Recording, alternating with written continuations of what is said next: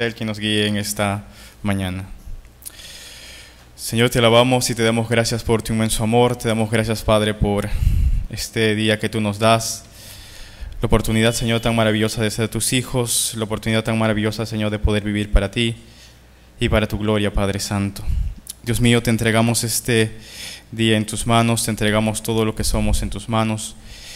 Y rogamos, Padre, que tú nos guíes hoy de principio a fin y nos ayudes a comprender tu palabra, a ponerla por obra, Señor. Queremos rogar también por nuestros hermanos allá en la iglesia de Ica, que tú uses a pastor allá en la iglesia de Ica. Y también, Padre, te rogamos por ellos para que tú fortalezcas su fe, fortalezcas sus vidas para tu gloria, Señor. Te lo pedimos, oh bendito Dios, te lo pedimos, oh bendito Rey de todo corazón, y te alabamos a ti, oh eterno Padre. En el bendito y santo nombre de Cristo Jesús. Amén. Amén, mis hermanos, vamos a estudiar la palabra del Señor en esta mañana, domingo.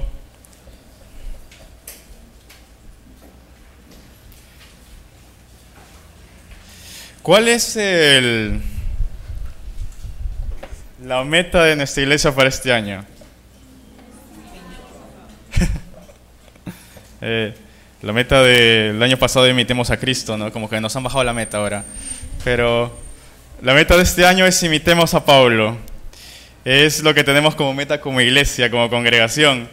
Y durante estas semanas el pastor ha estado predicando acerca de Pablo, la vida del apóstol Pablo. Y bueno, yo no seré la excepción hoy, ¿no?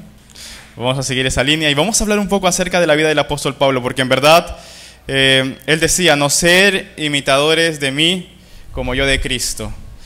Y en verdad Pablo imitó en su vida mucho al Señor Jesucristo. Sencillamente cuando vemos la vida de Pablo podemos ver en él la vida de Cristo y podemos decir que él fue un cristiano. Realmente su vida reflejó a su maestro. Y hoy día vamos a leer uno de los pasajes quizás más conocidos de la Escritura. Hay pasajes como que pasajes claves en el Nuevo Testamento. Por ejemplo, ¿cuál es el capítulo sobre el amor en la Biblia? ¿Quién sabe? Corintios 13, ¿verdad? ¿Cuál es el capítulo sobre la fe en la Biblia? Hebreos capítulo 11, ¿verdad? ¿Y cuál es el capítulo sobre la resurrección? Y exactamente, vamos a ir a 1 Corintios 15. Así que mis hermanos, les invito a abrir sus Biblias y vamos a estudiar en 1 Corintios 15. Así que por favor les pido que pongan también el señalador de sus Biblias en el libro de 1 Corintios capítulo 15. Y vamos a dejar que el Señor nos guíe hoy, ¿no? A través de su palabra. 1 Corintios capítulo 15. Vamos a dar lectura desde el versículo 50 hasta el versículo 57 del capítulo 15 de 1 Corintios.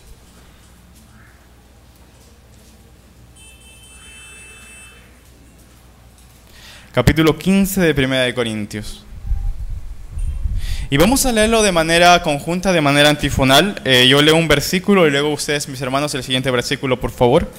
Dice la palabra de Dios: pero esto digo, hermanos, que la carne y la sangre no pueden heredar el reino de Dios, ni la corrupción heredará la incorrupción.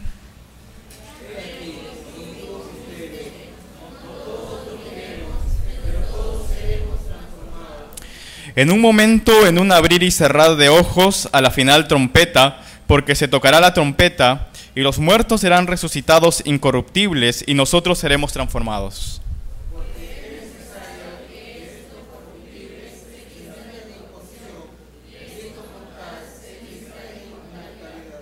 Y cuando esto corruptible se haya vestido de incorrupción, y esto mortal se haya vestido de inmortalidad, entonces se cumplirá la palabra que está escrita: sórbida es la muerte en victoria.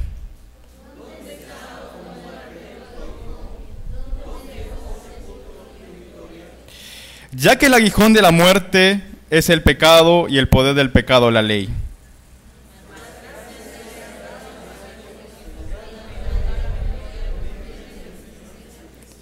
Así que, hermanos míos amados, estad firmes y constantes, creciendo en la obra del Señor, siempre sabiendo que vuestro trabajo en el Señor no es en vano. Efectivamente tenemos aquí a Pablo hablando acerca de lo que es la vida y de lo que era la esperanza de Pablo. la victoria que teníamos como creyentes, lo que él esperaba, ¿no? Pablo estaba pasando persecuciones, él estaba pasando luchas, pero él podía escribir este texto en 1 Corintios 15, hablando sobre la esperanza de la resurrección, la esperanza de la vida de los cristianos. Un poco leyendo, me toqué con una pequeña, no sé quién habrá sido el autor, pero es muy conocida. Alguien tituló a esto como la paradoja de la vida, ¿no? Y se le dio por escribir unos cuantos, como una historia, ¿no? Narrar la vida del ser humano, quizás en son de burla, pero a veces tiene algo de verdad cuando uno cuenta cosas con burla, ¿no? Y en este escrito, que quién sabe quién sea el autor, que se llama La paradoja de la vida, narra más o menos así, ¿no? Dice que un día el Señor estaba creando el mundo, ¿no? Y cuando Dios estaba creando el mundo, de repente Él estaba asignando cuántos años iba a vivir cada ser que Él creaba. Así que dice que el Señor crea al burro, ¿no? Y el Señor crea un burro. Y entonces cuando crea al burro, dice, burro, mira, tú vas a ser un burro y como burro tú vas a trabajar todos los días bajo el sol. Vas a llevar cargas muy duras sobre tus lomos y siempre vas a estar trabajando. Y por ende yo te voy a dar para vivir 35 años. Y entonces el burro se queda así y le dice, pero Señor, espera. Está bien, voy a ser un burro, Señor, lo que tú quieras. Pero Señor, 35 años es mucho. Soy solo un burrito. ¿Por qué me vas a mandar 35 años para estar viviendo de esa forma? ¿No podrías rebajármelo a 20, Señor? Y el Señor le dijo, así sea, burro. Le crea al burro, ¿no? Luego el Señor sigue creando a los animales, ¿no? Y en eso crea al perro, dice. Y va el perro y le dice, perro, tú vas a ser perro. Y de verdad, tú vas a ser un fiel amigo del hombre, y tú vas a vivir en la casa de los hombres, en la casa de tus amos, y vas a comer lo que ellos te den. Así que vas a vivir 25 años, perro. Y entonces el perro responde, bueno, Señor, está bien eso de ser perro, pero por favor solamente 15, Señor, para que 15 me basta. 25 es demasiado. Así que el Señor le dice, así sea, perro, tú vas a vivir solamente 15 años. Y luego el Señor seguía creando a los animales, ¿no? Y entonces el Señor dice que crea al mono. Y cuando crea al mono le dice, mira mono, tú vas a ser mono. Y como mono tú vas a vivir haciendo payasadas, saltando por aquí y por allá y divirtiendo a la gente. Y como vas a vivir divirtiendo a la gente y vas a ser un mono, te voy a dar 10 años. Y entonces el mono dice, bueno, Señor, acepto todo lo que tú quieras, pero 10 años es mucho, Señor. Dame solo 5, ¿no? Y así que el Señor por fin llega y dice que crea al hombre, ¿no? Su máxima obra. Y cuando crea al hombre le dice, hombre, tú vas a ser hombre. Y tú vas a ser el ser más inteligente de la creación. Y tú vas a gobernar sobre todos los animales, sobre las bestias del campo, sobre las bestias del mar. Y mira, hombre, yo te voy a dar a ti para que tú vivas sobre esta tierra como unos 30 años, ¿no? Y entonces el hombre se pone a pensar y dice, Señor, pero 30 años, pero yo voy a gobernar sobre todos. No, Señor, ¿por qué me vas a dar 30 años, Señor? Mejor, ¿por qué no me das, unos cuantos años más, ¿no? ¿Por qué no me das, esos 15 años que rechazó el burro, Señor? Y ya que el perro no quiso vivir esos 10 años, ¿por qué no me das esos 10 años también, Señor, que rechazó el perro? Y también dame, Señor, esos 5 años que no aceptó el mono, ¿no? Y dice que Dios le dice, bueno, así sea. Y te los doy a ti. Y por eso dicen que en la vida, lo que ocurre con el hombre, es que el hombre vive 30 años como hombre, ¿no? Y después de eso dice que el hombre se casa, hace su familia y vive 15 años trabajando como burro de sol a sol.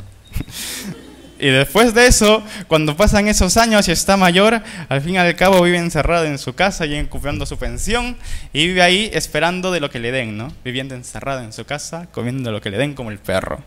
Y después de eso, cuando se hace más viejo y pasa el tiempo, ya vive 5 años saltando y haciendo piruetas para entretener a los nietos. Es lo que dice la historia. ¿Será cierto, no? Un poco trágico, pero así es. ¿Qué podemos decir? Sin embargo, cuando uno ve la vida del hombre, en realidad, cuando uno ve la vida de las personas, aunque esto suene gracioso, pero en realidad nuestra vida es como un ciclo, es algo que pasa. A veces cuando estamos jóvenes y cuando estamos en nuestra vida pensamos que siempre va a ser así.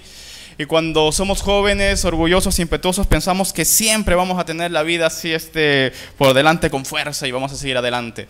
Pero no nos damos cuenta que como seres humanos en un mundo caído por el pecado, directamente nos estamos dirigiendo y deslizando y deslizando y deslizando y deslizando hacia la muerte.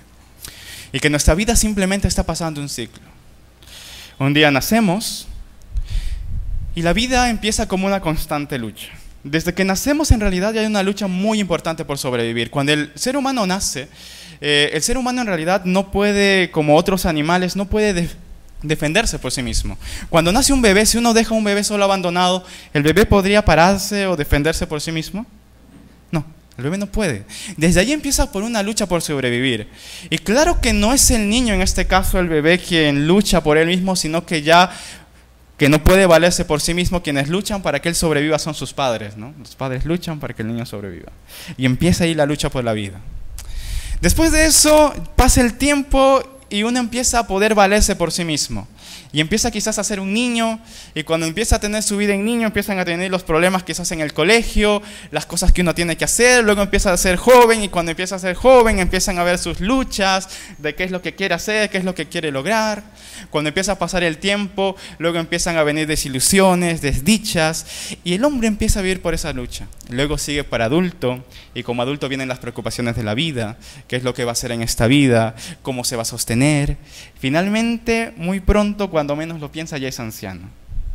Ya es anciano. Y todo es como una lucha, pero si uno lo ve trágicamente, si uno lo ve desde la vida de una persona sin fe, al fin y al cabo toda esa lucha es para llegar a una derrota. Porque finalmente todos al final vamos a morir. La vida se va a acabar. De todos al fin y al cabo la vida se va a acabar. Tarde o temprano esta vida se va a acabar. Y eso uno lo puede ver en la vida del hombre, ¿no? Sin embargo, el hombre, nosotros como seres humanos, no nos conformamos con esa derrota. Sabemos que vamos a ser derrotados, pero no nos conformamos con esa derrota. Así que generación tras generación nos hemos esforzado, ¿por qué? Por tratar de vencer a ello. Nos hemos esforzado por conocer los secretos de la naturaleza, nos hemos esforzado por encontrar un mejor nivel de vida, nos hemos esforzado por prolongar lo más posible nuestra existencia. Y de verdad, esa es la lucha en la humanidad. Cuando uno ve en la humanidad, la lucha del ser humano es eso, ¿no? Tratar de encontrar paz, tratar de encontrar la cura de las enfermedades, tratar de prolongar la vida de las personas. Y como que parece que lo logramos, ¿no? En estos siglos el hombre esforzándose con todos los avances científicos, uno puede ver como que el hombre se esfuerza y lucha por querer vivir más. Por querer aferrarse más a esta vida y por querer vivir mejor. Y por ejemplo, cuando uno ve gráficos en el mundo, ¿no? Este por ejemplo es el gráfico de las tendencias de esperanza de vida, vemos que el hombre como que se aferra con todo su esfuerzo a poder vivir más, ¿no? Y aquí vemos por ejemplo una gráfica de comparaciones, ¿no? Este es entre los años, el azul claro es entre los años 1965 a 1970. Ese número que ven ahí es la esperanza de vida. La esperanza de vida por regiones, ¿no? Por ejemplo, para esos años era en África 44, ¿no? Ahora esto es del año 2005, no está actualizado. La esperanza de vida ha subido como a 49%. ¿No? Vamos a ver cómo estamos en América. En América Latina, la esperanza de vida antes era de 57, ahora la esperanza de vida como que ha subido a 70, ¿no? Y el hombre como que hacía un triunfo. Y la esperanza de vida en el mundo hasta el 2005 era alrededor de 65 años. Pasando de lo que era antes 56 a 65 años como esperanza media. Y el hombre como que se aferra a luchar contra la muerte y se aferra a luchar por tener una mejor vida. Y acá hay otro mapa, ¿no? A ver cómo estamos en Perú, ¿no? ¿Cuál es la media de Perú? Perú, por ejemplo, está entre la media. Aquí en la esperanza de vida de las personas estamos en una media bien alta, aunque no lo crean. La media del Perú es alta en esperanza de vida. Llega hasta entre 80 y 85 años la media de esperanza de vida en el Perú, ¿no? Ahora hay lugares donde son mucho más bajos, ¿no? Como en África, ¿no? Que solamente llegan a los 50 años de esperanza de vida. Pero cuando uno ve todo esto, uno se da cuenta de la lucha del ser humano por tratar de aferrarse a esta vida y por tratar de tener esa victoria. Sin embargo, hay un pequeño problema. Puede que nuestra lucha hoy sea más fácil que en la Edad Media, ¿no? En la Edad Media la gente quizás moría por millones por una plaga. Y puede que eso no suceda entre nosotros ahora. Es más, hasta nos esforzamos por vivir más. Pero sin embargo, a pesar de todos los avances de la ciencia y a pesar de todos los esfuerzos del hombre, la muerte parece estar ahí parada y sigue riéndose de nosotros, ¿no? Tienes ahí tu esperanza de vida, dices que has avanzado en la ciencia y en la salud, pero la muerte sigue ahí como riéndose de nosotros. Y vemos que hay cosas que el hombre no ha logrado, ¿no? El hombre no tiene cura para todas las enfermedades. Hay enfermedades que a uno lo pueden matar así de la noche a la mañana y de la manera más graciosa posible, ¿no? Por ejemplo, a veces basta un mosquito para matar a una persona. ¿Cuántos son muertos por un mosquito? No sé, dice que Alejandro el Grande murió por una picadura de mosquito, ¿no? ¿Se imaginan? Y cuando vemos eso, también vemos que Aún así, si encontráramos la cura a todas las enfermedades, lo único que lograría el hombre, ¿qué es? Alargar un poquito más su existencia, pero al final siempre perdería en la batalla. Así que el hombre siempre estaría derrotado, quiera admitirlo o no. Al final siempre le llegaría la muerte. Y es aquí donde vemos al apóstol Pablo. ¿Cómo afrontaba el apóstol Pablo la muerte? ¿Cómo afrontaba el apóstol Pablo esto? Volviendo a nuestro texto de hoy, vamos a leer desde el versículo 53. Y nuevamente vamos a leer un versículo yo y un versículo ustedes, por favor. Desde el versículo 53 dice: porque es necesario que esto corruptible se vista de incorruptible y esto mortal se vista de inmortalidad.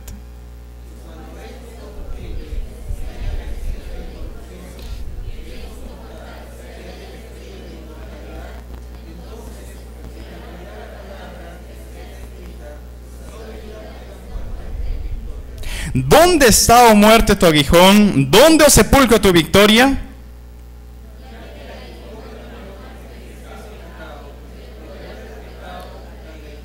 Mas gracias sean dadas a Dios, que nos da la victoria por medio de nuestro Señor. Cuando uno ve a Pablo, lo ve completamente contrario a lo que haría el hombre común. La muerte es una derrota para el ser humano, pero para Pablo esto era como una victoria. Para Pablo esto era una victoria. Y él podía escribir este pasaje diciendo pues que tenemos victoria en Cristo Jesús. Y que esto corruptible se vestirá de incorrupción cuando el Señor venga. Pablo lo veía como una victoria. Él estaba contento al pensar en la muerte. Él estaba contento al pensar en lo que todo el mundo iba a pasar. Él estaba contento y lo veía como una victoria. Era como un derrotado, alguien que iba a morir pero victorioso, ¿no? Estaba victorioso. Y de verdad esto nos abre una perspectiva a cuál es la verdadera victoria. ¿Qué siente el cristiano al respecto? ¿Qué sentía Pablo al respecto de esto? ¿Quién era Pablo cuando vemos un poco la historia de Pablo? ¿Quién era el que escribió esto? Pablo, antes de ser Pablo, ¿cuál era el nombre de él? Saulo de Tarso, ¿verdad? Era Saulo de Tarso, muy famoso, ¿no? Saulo de Tarso era un hombre que había vivido toda su vida en lo más estricto del judaísmo. Había vivido toda su vida desde su infancia, criado en la religión de sus padres, y el propósito de su vida estaba ahí en defender lo que creían sus padres, y defender lo que él tomaba como la verdad, y defender lo que él tomaba como lo único que realmente valía la pena y el verdadero Dios, ¿no? El Dios de Israel.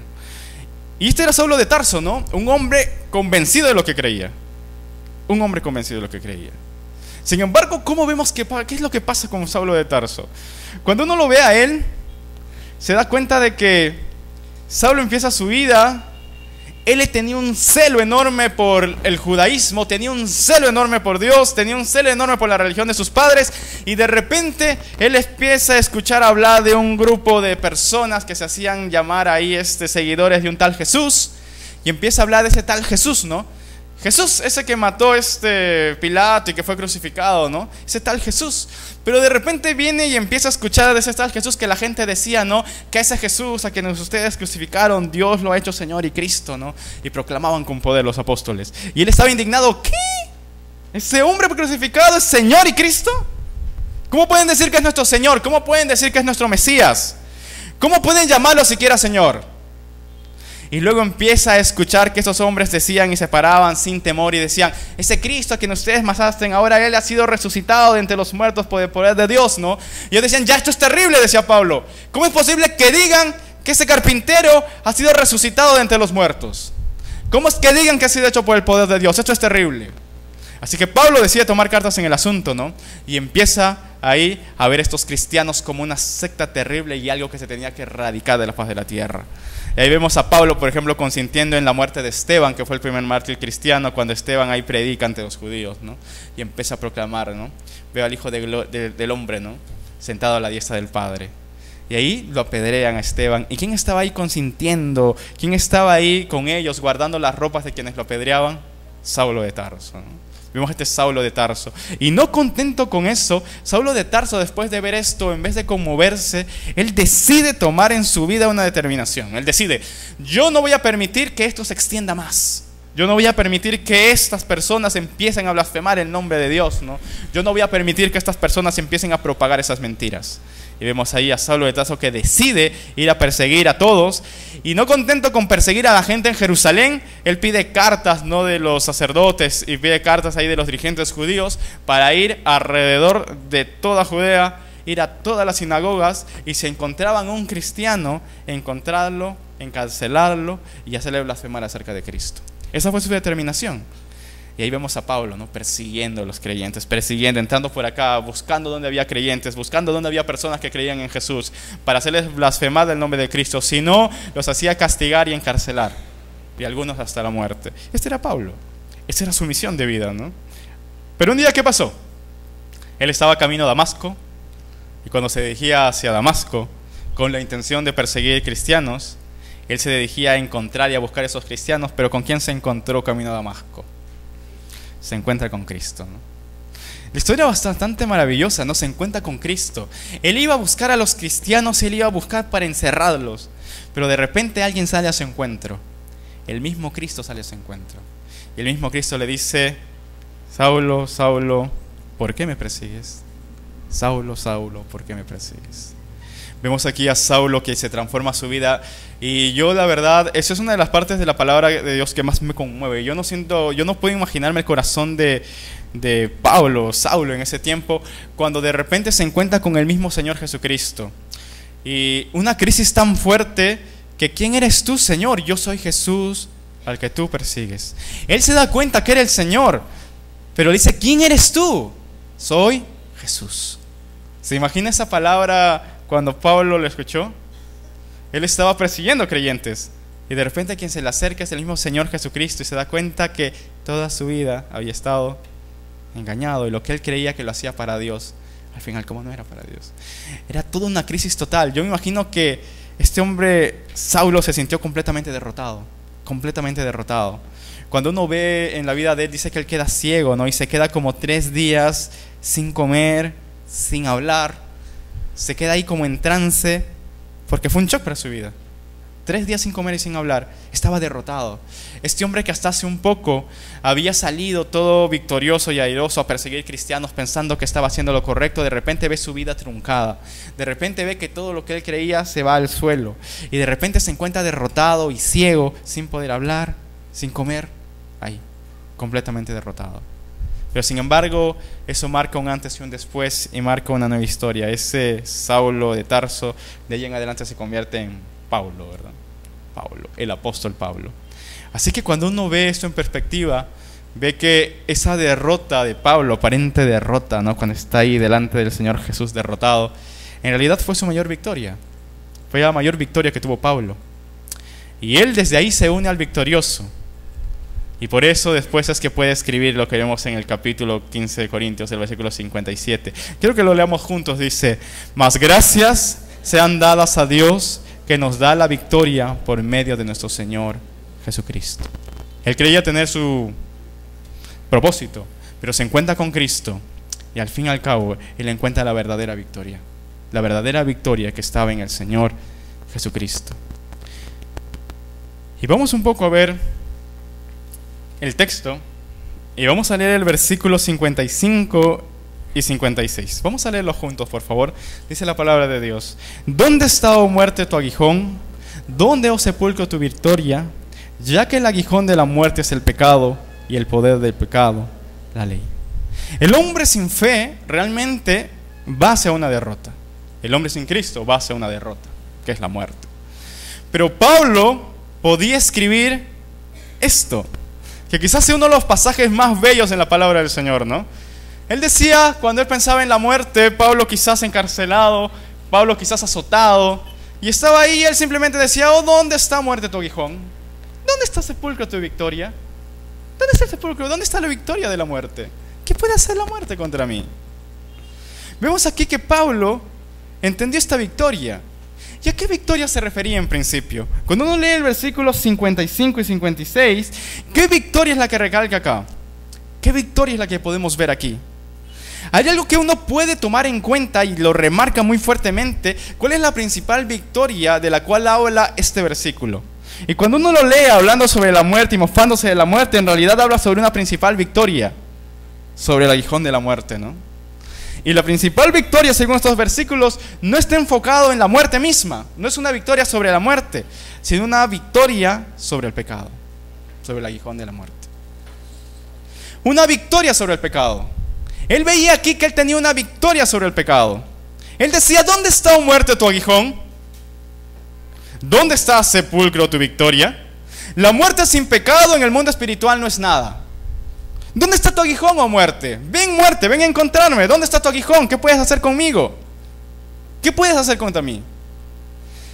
¿Alguien ha visto alguna vez una abeja? Las abejas quizás algunos le tienen miedo, ¿no? Cuando la abeja se te acerca te puede picar. Pero ¿cómo es una abeja después de haber picado a una persona? Después de haber ya introducido su aguijón y haberse quedado sin aguijón. ¿Cómo es una abeja? Así.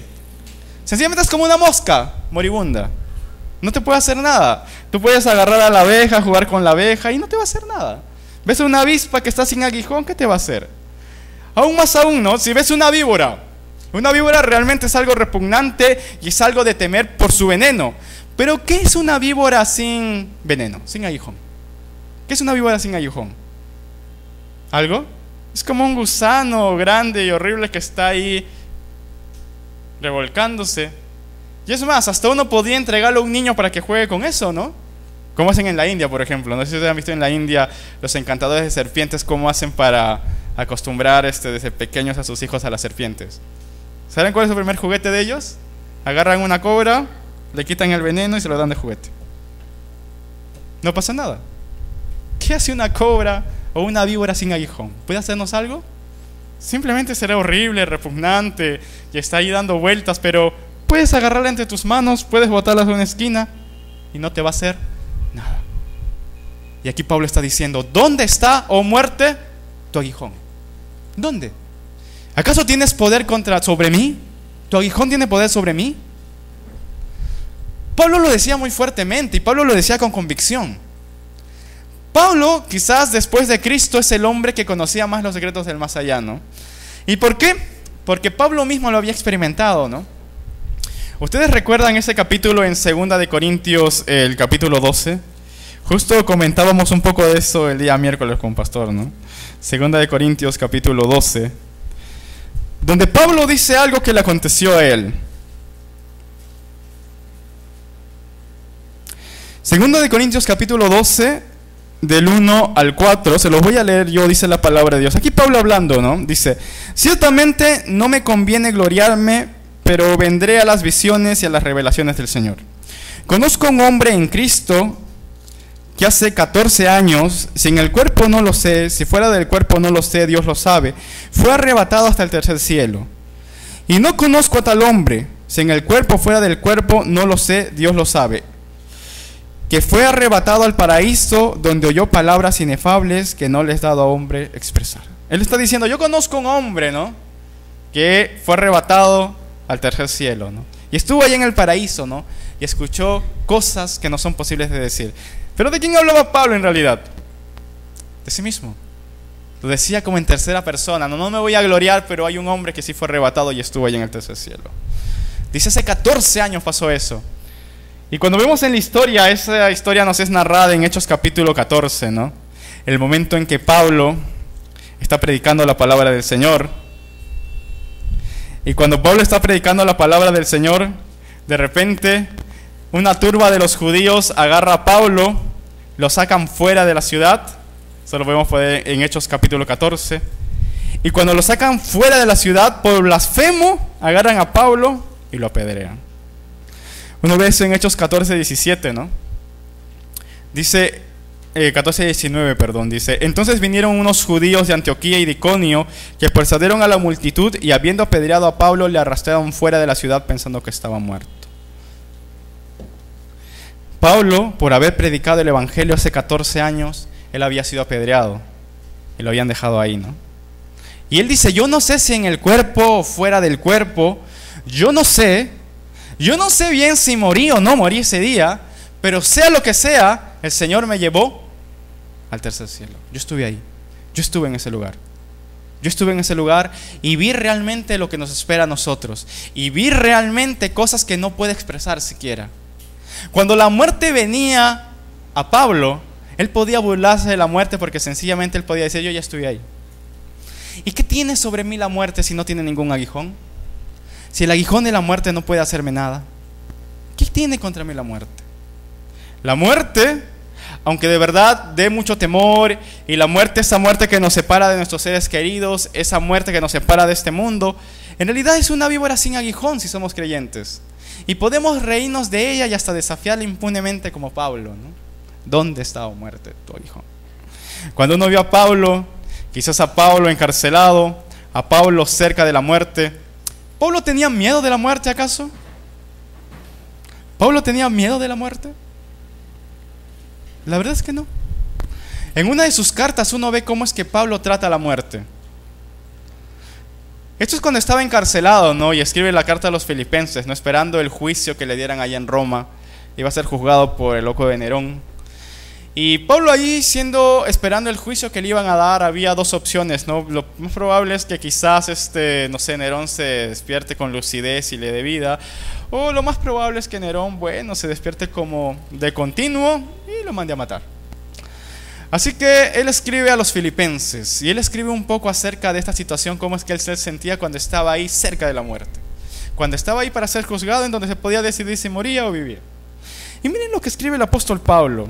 En el libro de Filipenses, vamos a buscarlo en nuestras Biblias, Filipenses capítulo 1. Allí en la carta a los Filipenses,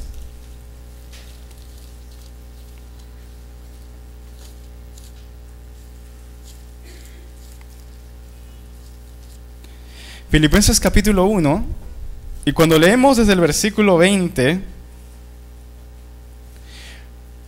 Pablo pone ahí a la muerte y a la vida como si fueran dos personajes que vienen a visitarlo, ¿no? Pablo viene a la muerte y a la vida, a dos personajes que le empiezan a ofrecer lo que le pueden dar. Y como que estos personajes vienen a ofrecerle algo, y Pablo tiene que escoger entre los dos, ¿no? A ver cuál me conviene, cuál no me conviene. Y cuando uno ve el texto, literalmente la palabra que utiliza Pablo asombrosamente es, literalmente, la palabra escoger. Viene la vida, viene la muerte, y él se encuentra ahí como que están los dos, y dice: vamos a escoger. Y escribe Filipenses capítulo 1, del 20 hasta el 25. Miren lo que dice ahí: conforme a mi anhelo y esperanza de que en nada seré avergonzado, antes bien con toda confianza, como siempre, ahora también será magnificado Cristo en mi cuerpo, o por vida o por muerte. Estoy encerrado acá, y puede pasar que Cristo se glorifique en mí, o dándome la vida, o sencillamente llevándome a la muerte. ¿Por qué dice Pablo? Porque para mí el vivir es Cristo, y el morir es ganancia. Mas si el vivir en la carne resulta para mí en beneficio de la obra, no sé entonces qué escoger. Porque de ambas cosas estoy puesto en estrecho, teniendo deseo de partir y estar con Cristo, lo cual es muchísimo mejor. Pero quedar en la carne es más necesario por causa de vosotros. Y confiado en esto, sé que quedaré, que aún permaneceré con todos vosotros, para vuestro provecho y gozo de la fe. ¿Se dan cuenta cómo es que Pablo veía esto? Pablo estaba ahí cara a cara con la muerte. Y lo que hace Pablo es sencillamente como que negocia con la muerte. Dice: quiero morir. Sin embargo, morir es muchísimo mejor. Estoy acá, no sé cómo voy a glorificar a Dios, no sé cómo voy a salir de este momento, pero yo quiero morir. En realidad es muchísimo mejor. Estoy ansioso de ello. Sin embargo, me pongo a pensar y digo: pero si muero, ¿con quién los voy a dejar a ustedes? Si yo muero, entonces, ¿ustedes con quién van a quedar?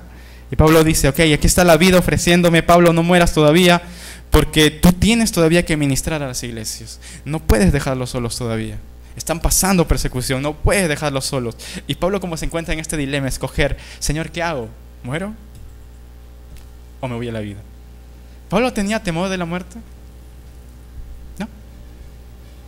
Porque para mí, el vivir es Cristo y el morir es ganancia. Porque él había vencido al temor de la muerte, al poder de la muerte. El aguijón de la muerte no estaba contra él. No podía hacer nada contra él. Y vemos aquí a Pablo, ¿no? Siguiendo en el texto, Vemos aquí a Pablo pensando y diciendo, Señor, ¿qué puedo hacer, no? Vemos que Pablo tenía otra victoria que tenemos los creyentes. Aparte de tener victoria sobre el pecado, sobre el aguijón de la muerte, Pablo tenía la victoria clara sobre la misma muerte. De verdad, Pablo podía hablar así tan fríamente que a veces uno diría, wow, ¿cómo es que Pablo habla tan fríamente, no? Sobre la muerte. Pero Pablo podía hacerlo. Él tenía victoria sobre la misma muerte. Una victoria que le había sido dada. Porque la muerte para Pablo no tenía aguijón. Y aquí es importante notar esto. ¿Por qué es que Pablo se sentía así? Cuando uno ve en la Biblia, nosotros sabemos que hay dos clases de muerte. La primera muerte es una muerte inevitable, por las cuales todas van a pasar, a menos que seamos la generación que espera el pronto e inminente regreso del Señor Jesucristo, ¿no? Por eso Pablo, en el capítulo de 1 de Corintios dice, aquí dice, he aquí os digo un misterio, no todos dormiremos, refiriéndose a morir, pero todos seremos transformados. Todos vamos inevitablemente hacia esa primera muerte, todos los hombres, seamos creyentes o no creyentes, vamos inevitablemente hacia esa primera muerte. Vamos a morir, a menos que ya les dije, el Señor venga antes y nos lleve en gloria, ¿no? Pero todos vamos a morir. Pero sin embargo, en la vida de un creyente, sencillamente es como una etapa, ¿no? Una etapa que uno tiene que pasar, es como pasar de ser un niño a un adulto. Y simplemente es como un cambio de vida, como decía Pablo, ¿no? Para mí, el vivir es Cristo y el morir, ganancia. Sencillamente como un cambio de vida, es la primera muerte. No hay ningún temor en ello, quizás expectativa, si hemos llegado a la buena carrera, a la buena batalla y una expectativa, pero sabemos que el morir es ganancia, es inevitable, la primera muerte. Pero sin embargo, la Biblia nos habla de una segunda muerte. Esta segunda muerte sí es optativa. Los creyentes, según la palabra del Señor, no pasaremos por esta segunda muerte. Esta segunda muerte está relacionada con un problema. ¿Y cuál es el problema que tenemos? El problema del pecado. Esta segunda muerte que pasarán todos aquellos que rechazaron a Cristo, esta segunda muerte es con aguijón. Es una segunda muerte. La Biblia dice, la paga del pecado es muerte, por cuanto todos pecaron y todos están destituidos de la gloria. La primera muerte, cuando uno está en Cristo y uno ha vencido al aguijón de la muerte por medio de Cristo, ha vencido al pecado, uno ha sido perdonado de sus pecados, ¿qué problema hay? Es ganancia. Pero aquellos que han rechazado a Cristo van a pasar por una segunda muerte. Y aquí sí hay algo muy fuerte, ¿no? Es una lucha contra el pecado. La gente en este mundo se encuentra bajo el pecado. Y mucha gente se da cuenta del pecado. Mucha gente se da cuenta del pecado. Y cuando ve el pecado, realmente uno se da cuenta que está apartado de Dios. Y muchos luchan por tratar de agradar a Dios. Y quizás lo hacen a su forma, no a través de la religión, a través de ser buenas personas. Y mientras más conocemos de Dios, mientras más vemos la ley de Dios, más nos damos cuenta que somos pecadores y esa ley nos condena. Es lo que Pablo llama el poder del pecado. Aquellos que pasan sobre la segunda muerte, primero tienen el aguijón de la muerte. ¿Cuál es el aguijón de la muerte? ¿Qué es lo malo de la muerte? La segunda muerte, que es la separación de Dios, ¿no? ¿Y cuál es el poder del pecado? ¿Cuál es el poder del pecado? Es la ley. La Biblia dice que está destinado para los hombres que todos mueran una sola vez y después de esto, el juicio. En hebreo lo dice claramente. Seremos juzgados conforme a la palabra y a la ley de Dios.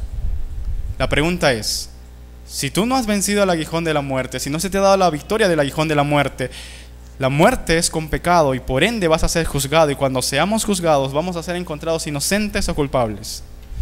Culpables. El poder del pecado es la ley. Pero sin embargo los creyentes tenemos victoria sobre esta segunda muerte, ¿no?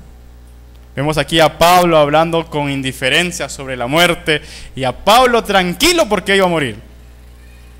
Pablo veía muy claramente, Pablo sabía muy claramente que ese aguijón de la muerte que debió estar clavado en él, ese aguijón de la muerte que debió estar sobre él, ese aguijón de la muerte había sido clavado en Cristo en la cruz, por él. Y por su gracia redentora, Él se sentía libre de las consecuencias del pecado y de la segunda muerte. Él se sentía feliz, se sentía libre. Hay gente que conociendo su pecado se burlan de su pecado, ¿no? Hay gente que se burlan de su vida de pecado y dicen, no pasa nada, uno puede seguir pecando, todo el mundo lo hace. ¿Qué dice la Biblia al respecto? ¿Cómo los llama en el libro de Proverbios? Cuando vamos al libro de Proverbios, el capítulo 14, ahí la Biblia habla acerca de ellos, ¿no? El nombre que utiliza para ellos.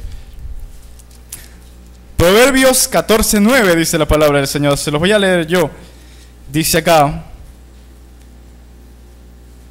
los necios se mofan del pecado, mas entre los rectos hay buena voluntad. Los necios se burlan del pecado. La palabra tiene una definición para la gente que se burla del pecado: son tontos.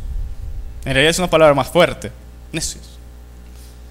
Hay gente que neciamente se burla del pecado y lo ve como si no pasara nada, y no se dan cuenta que están bajo el aguijón de la muerte, esperando ahí para morderlos, esperando ahí para atacarlos. Y ellos se burlan del pecado, ¿no? Y no se dan cuenta que cuando ellos mueran, ellos van a pasar por el aguijón de la muerte, por el poder de la ley que los va a condenar, y por ende van a pasar a la segunda muerte, que es lo que habla la Biblia en el libro de Apocalipsis. Y vamos a leer ese versículo juntos, por favor. Apocalipsis 21:8.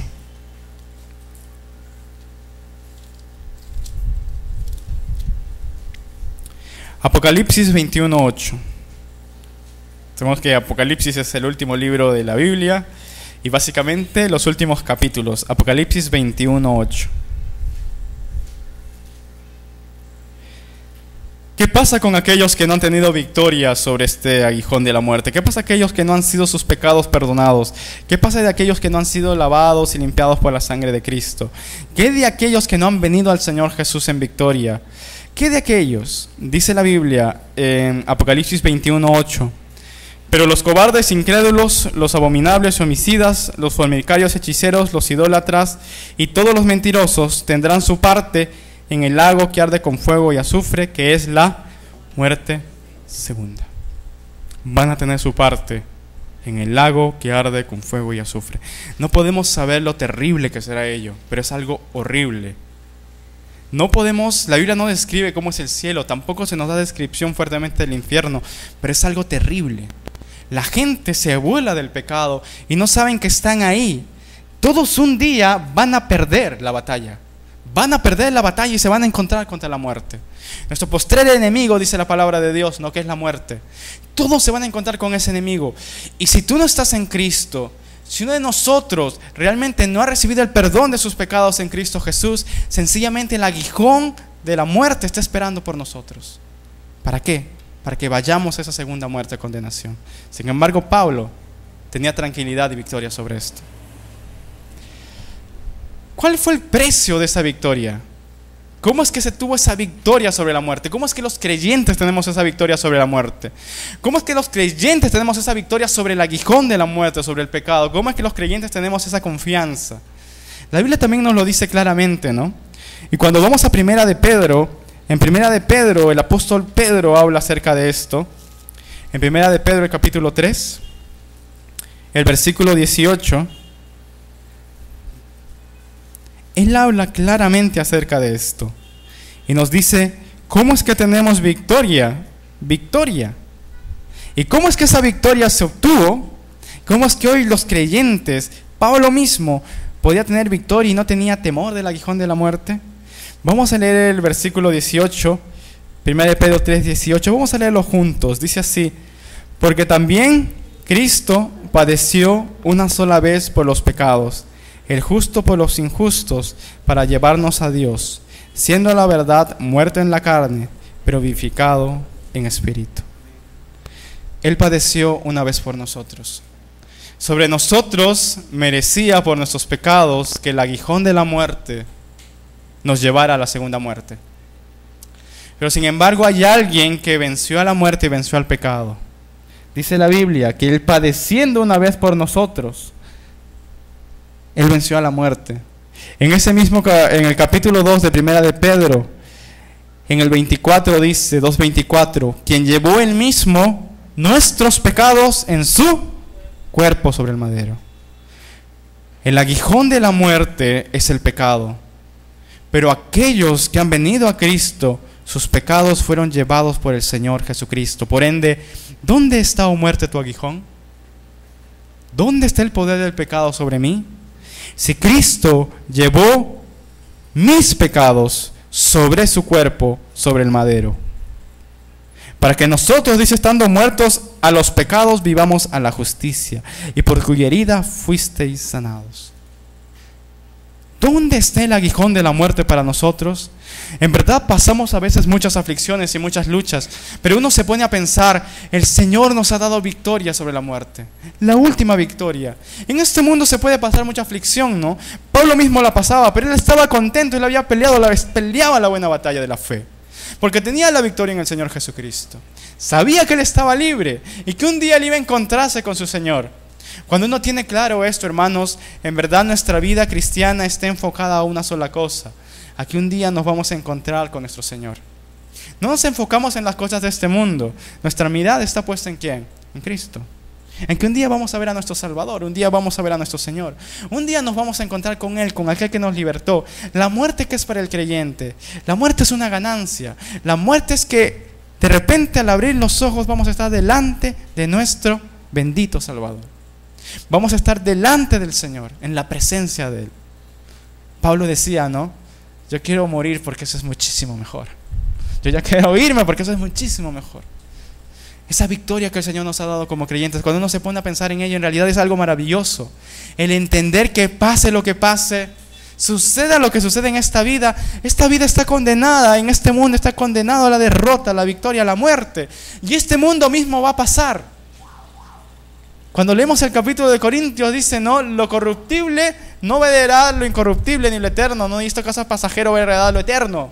Todo esto va a pasar, toda esta vida va a pasar, pero un día nosotros vamos a estar delante del Señor. Es la victoria del creyente. Pablo decía, no somos más que vencedores por medio de aquel que nos amó. Él tenía clara cuál era la victoria. Había una victoria sobre el pecado, una victoria sobre la muerte. Somos más que vencedores. El Señor Pablo estaba feliz y orgulloso de ello, estaba gozoso de ello. En verdad, todos aquellos que hemos venido a Cristo tenemos esa victoria. Pero sin embargo, aquellos que aún no han venido al Señor Jesucristo, el Evangelio en realidad es como ese remedio infalible para nuestra enfermedad espiritual, ¿no? Es como ese remedio infalible que puede librarnos de la segunda muerte. Esta enfermedad espiritual es ese remedio infalible contra el veneno y contra el aguijón de la muerte. Es infalible. Pero ¿deseamos ese remedio aquellos que aún no han sido salvos? ¿O no deseas venir al Evangelio? ¿No deseas venir y tomar el remedio que nos da el Señor? La cura que nos da el Señor. ¿Acaso algunos rehúsan aplicarlo a su alma? Tenemos que venir y pedir a Cristo que Él nos salve. Él es el único que nos puede salvar. Él es el único que nos puede dar vida. Mucha gente rehúsa venir al Señor Jesucristo. No se da cuenta que todos están yendo hacia ahí, hacia la muerte, y que un día todos van a ser derrotados por la muerte. Y si no hemos venido a Cristo, lamentablemente, no terminará ahí, sino que irá a la muerte segunda. ¿No se dan cuenta de eso? Pero hay mucha gente que rehúsa venir al Señor Jesucristo, rehúsa aplicar ese remedio en su alma, ¿no? Rehúsa hacerlo. Por ignorancia, por orgullo, por terquedad. ¿Qué evita que la gente venga a Cristo? ¿Qué evita que tú que estás escuchando, que quizás no hayas venido a Cristo, qué evita que tú vengas a Cristo? ¿Qué evita que vengamos a Cristo? De verdad eso está abierto para nosotros. Eso está abierto para nosotros. La salvación está abierta para todo aquel que viene a Cristo. Esto me recuerda una historia que leí, ¿no? Cuando leía sobre las vacunas y sobre todo eso, había una historia, antigua, ¿no? Que sucedía en Rusia, de un joven que se había ido a estudiar a la universidad y de repente regresa a su pueblo, un pequeño pueblo, a ver a su madre, ¿no? Una señora anciana, campesina. Y su madre, en eso que estaba en el campo, de repente un perro rabioso muerde a su madre.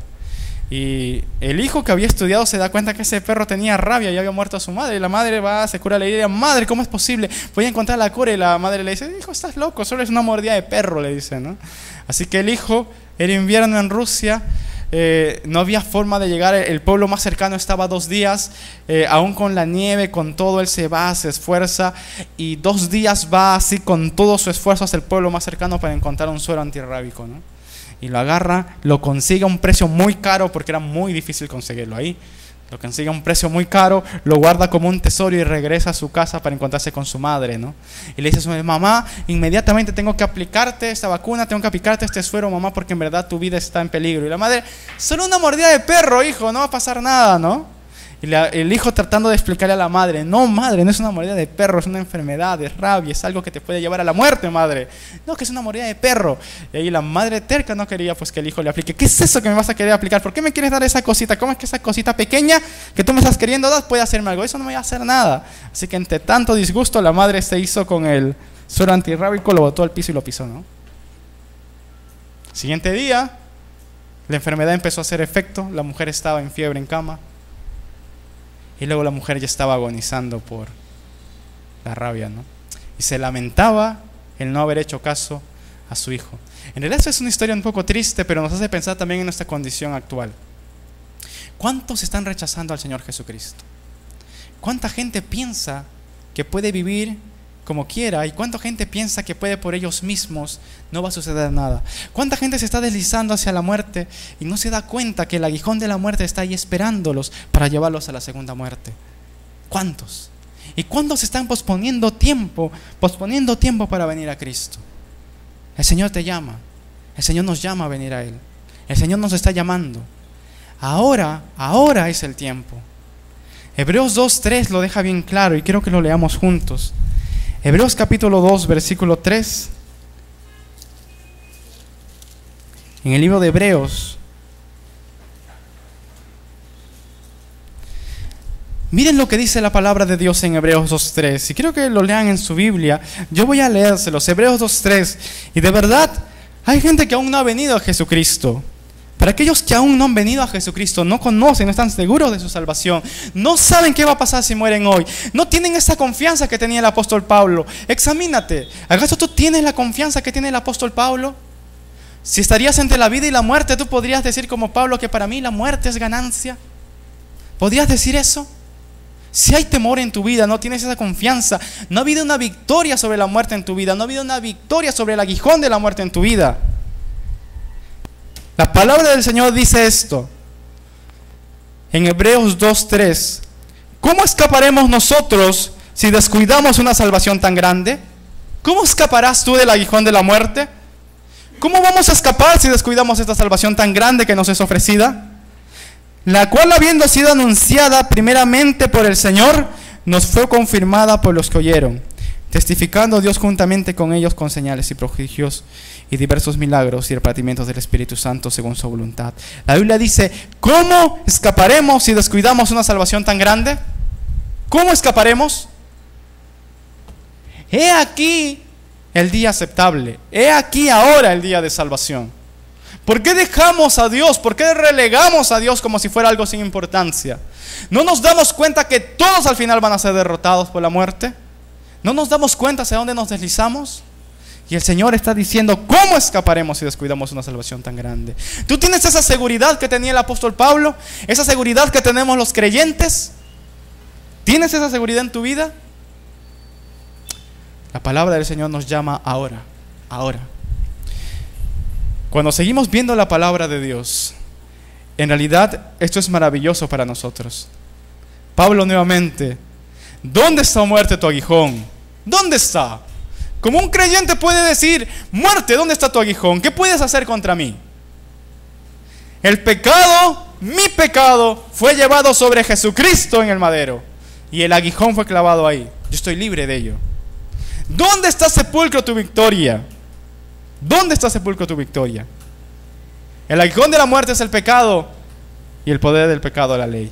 Y el Señor Jesucristo cumplió la ley y venció al pecado por nosotros en la cruz del Calvario, para que todo aquel que en Él cree no se pierda, mas tenga vida eterna. El Señor está llamando ahora. Esa confianza en el Señor. ¿Qué estás haciendo con tu vida? ¿Realmente has pensado en esto seriamente? No es un juego, todos vamos hacia ahí. Todos nos encontraremos. Inevitablemente todos, si es que el Señor no viene antes, pasaremos por esa primera muerte. Todos lo vamos a pasar. Todos. Antes o después, todos nos vamos a encontrar con ello. Algunos iremos para victoria, por la gloria de Jesucristo, por su sacrificio en la cruz, por su sangre que nos limpió de nuestros pecados, pero otros irán para la segunda muerte. ¿Dónde te encuentras tú? Es la pregunta. ¿Dónde te encuentras tú? Nosotros, sin embargo, como creyentes, cuando eres un creyente, cuando hemos venido a Cristo, pues entendemos que esta vida es una carrera hacia nuestro hogar y hacia la victoria. Pablo lo decía muy claramente, ¿no? De verdad me gusta leer este versículo de Pablo cuando él a la iglesia de cuando envía su carta allá a la iglesia en Filipo, a los filipenses. En el capítulo 3 de Filipenses, Pablo escribe esto. Y es un versículo en realidad muy conocido, ¿no? Filipenses capítulo 3, versículo 14. Es que es uno de los versículos más conocidos del Señor que dijo Pablo, el apóstol Pablo. Él decía, y lo tenía muy claro, ¿no? Él decía, prosigo a la meta, al premio del supremo llamamiento de Dios en Cristo Jesús. Él lo tenía muy claro. Él no tenía miedo de la persecución, no tenía miedo de que lo encarcelaran, no tenía miedo de encontrarse ahí, que se iba a encontrar con Nerón. No tenía miedo, porque él tenía muy claro hacia dónde iba. Yo voy a la meta, al premio del supremo llamamiento de Dios en Cristo Jesús. Ahí voy, ahí me dirijo. Estoy en ese camino. Él no tenía miedo. Es bello ver pasajes en la Escritura como Pablo cuando está encarcelado, ¿no? Y lo ve uno a Pablo encarcelado que está cantando así. Pedro igualito, ¿no? Están ahí encarcelados, ¿no? Los ven ahí cuando los azotan a los discípulos y ellos, en vez de entristecerse y estar ahí, oh Dios, ¿por qué sufro por ti? No, están contentos y gozosos por haber sufrido por la causa de Cristo. ¿Cómo uno lo puede entender, no?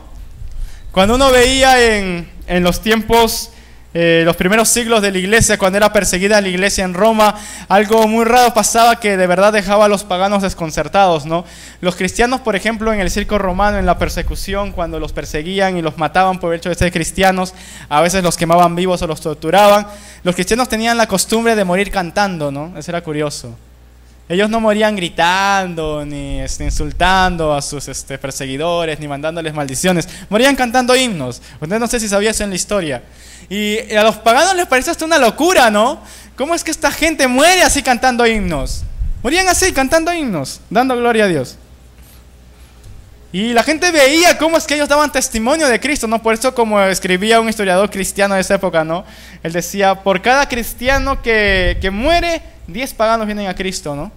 Porque en realidad veían a su Señor, veían que esta gente seguía a su Señor, como Pablo, ¿no? Tenían que, dice, prosigo a la meta, al premio del supremo llamamiento en Dios, en Cristo Jesús. Su mirada estaba en esa meta. ¿Dónde está nuestra mirada como creyentes? Si somos creyentes, tenemos este premio y hemos sido llevados a esa carrera y seguimos esa carrera. Finalmente, vamos nuevamente al capítulo 15 de 1 de Corintios. Y uno ve todo lo que le espera al creyente, ¿no? Uno ve todo lo que le espera al creyente. La victoria que uno tiene como creyente y la esperanza que uno tiene. A veces pasa luchas en esta tierra, pero la esperanza que tenemos como creyente. El creyente al final es victorioso por esa victoria que le ha sido entregada por su Señor.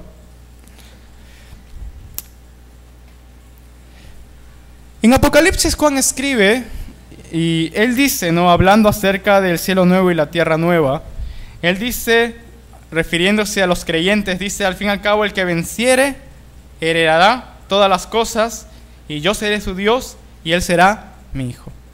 Al creyente, al vencedor, le está esperando todas las cosas. Y Pablo tenía muy claro ello cuando vemos 1 de Corintios, que en realidad estos pasajes son para estudiar mucho acerca de la palabra de Dios por toda la riqueza que encontramos aquí en la palabra, pero no lo haremos hoy. Y miren lo que dice, nuevamente vamos a leerlo desde el 50, voy a leérselo yo. Dice, por eso digo, hermanos, que la carne y la sangre no pueden heredar el reino de Dios. La carne y la sangre no pueden heredar el reino de Dios, ni la corrupción heredará la incorrupción. Pablo tenía muy claro esto. Aquí hablando de la resurrección, él decía, es claro, ni la carne ni la sangre van a poder heredar el reino de Dios. Y eso es muy fuerte también para nosotros como creyentes y para el mundo, ¿no? Mucha gente está más centrada en el reino de este mundo Y mucha gente a veces está más centrada en la carne y la sangre. La gente está como más enfocada en este mundo, más enfocada en esta vida, pero no se dan cuenta que ni la carne ni la sangre heredarán el reino de Dios. ¿Por qué nos enfocamos en las cosas pasajeras, carne y sangre? ¿Por qué nos enfocamos en tener tanto en este mundo? Si al fin y al cabo nada de eso va a heredar el reino de Dios. Todo lo que hay en este mundo es corruptible. Jesús decía eso, ¿no? No os hagáis tesoros en la tierra, ¿no? Donde el orín y la polilla corrompen, decía, ¿no? Todo en esta tierra se corrompe. Se corrompe. Si no, decía Jesús, hagamos tesoros en el cielo, para lo incorruptible. Y Pablo, hablando sobre la resurrección y la esperanza que tenemos en Cristo, él dice: he aquí os digo un misterio, no todos dormiremos, pero todos seremos transformados. Todos vamos a ser transformados para la gloria de Dios. Aún este cuerpo de corrupción, sabemos que el Señor vendrá por segunda vez y transformará nuestros cuerpos en gloria. Dice la Biblia: en un momento, en un abrir y cerrar de ojos, a la final trompeta, porque se tocará la trompeta, y los muertos serán resucitados incorruptibles, y todos nosotros seremos transformados. Hay victoria aún sobre la misma muerte. El Señor volverá por segunda vez. Y el Señor ya mostró esta victoria, y esta victoria se mostró y se selló cuando el Señor, después de estar 3 días en la tumba, el Señor resucitó. Resucitó. Y Él vive. Él está vivo. Tenemos un Salvador vivo y victorioso. Y tenemos esa victoria. El Señor nos la ha dado, hermanos. El Señor nos ha dado esa victoria. Dice: nosotros seremos transformados, porque es necesario que esto corruptible se vista de incorrupción, esto mortal se vista de inmortalidad. Aún nuestros cuerpos mortales, nuestros cuerpos corruptibles, todo esto es necesario que se vista de incorrupción y de inmortalidad. El Señor transformará todo eso, y es nuestra esperanza como creyentes. Es nuestra esperanza. Cuando esto corruptible se haya vestido de incorrupción y esto mortal se haya vestido de inmortalidad, entonces será cumplida la palabra que está escrita: tú olvides la muerte en victoria. La misma muerte es absorbida por la victoria. La misma muerte desaparece en la victoria del creyente cuando el Señor Jesucristo viene. Aquellos que hemos confiado en Cristo. Pablo dice claramente. Es hermoso ver. Entonces, ¿dónde está, hermanos, el aguijón de la muerte para nosotros los creyentes? ¿Dónde está, oh muerte, tu aguijón? ¿Dónde está el dolor o la afectación de la muerte? ¿Dónde, oh sepulcro, tu victoria? ¿Dónde está la victoria del sepulcro sobre nosotros? El sepulcro no pudo retener al Señor Jesucristo. El Señor resucitó al tercer día. Asimismo nosotros, un día cuando el Señor venga, Él también resucitará nuestros cuerpos aún de los sepulcros. Ya que el aguijón de la muerte es el pecado, y el poder del pecado la ley. Aquellos que estamos en Cristo, el Señor venció al pecado y a la muerte, y Él cumplió la ley por nosotros. Es hermoso esto. Mas gracias sean dadas a Dios, que nos da la victoria por medio de nuestro Señor. Cuando uno ve al apóstol Pablo, y cuando uno ve esto en la historia del apóstol Pablo, uno se da cuenta de esto, ¿no? Gracias sean dadas a Dios, que nos ha dado la victoria por medio de nuestro Señor Jesucristo. Y aquí viene para nosotros los creyentes. Imitemos a Pablo, es nuestro lema de este año, ¿no? Realmente nosotros como creyentes, los que hemos sido salvados, tenemos clara la victoria que tenemos en el Señor Jesucristo. Tenemos clara nuestra esperanza. Estamos del lado del triunfador, estamos del lado del Señor que venció a la muerte, que venció al pecado, que venció a la tumba. Tenemos claro eso en nuestra vida. Y la pregunta también para todos aquellos quizás que aún tienen temor, aún no saben, no comprenden, ¿de qué lado están? ¿De qué lado estás tú? ¿Tienes la seguridad de lo que pasará cuando todos lleguemos a encontrarnos con la muerte? ¿Tienes la seguridad de cuando todos pasemos ese juicio? En verdad, si alguien no ha tenido aún esa victoria está disponible para todo aquel que viene al Señor Jesucristo. El Señor decía: arrepentíos y convertíos, para que sean perdonados vuestros pecados. El Señor, en verdad, al que a mí viene, no lo echo fuera, dice el Señor. Y nosotros como creyentes tenemos esa victoria y ese triunfo en Cristo Jesús. Vamos a orar para terminar en esta mañana.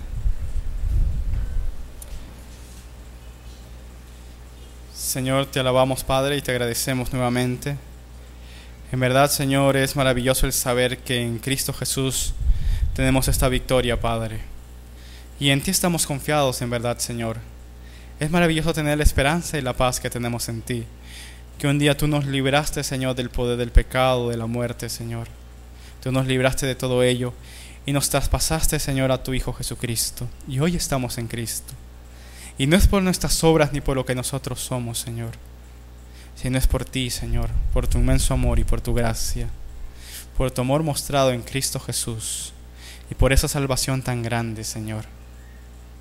Gracias por darnos esa salvación tan grande, Señor. En verdad, Señor, si hay personas que aún no han entendido el Evangelio, aún no te conocen, tu obra en sus vidas, Señor, que ellos entiendan la necesidad que hay de venir a ti, la necesidad que hay, Señor, de encontrar esa salvación y ese perdón para nuestros pecados, que tú nos los das gratuitamente en Cristo Jesús.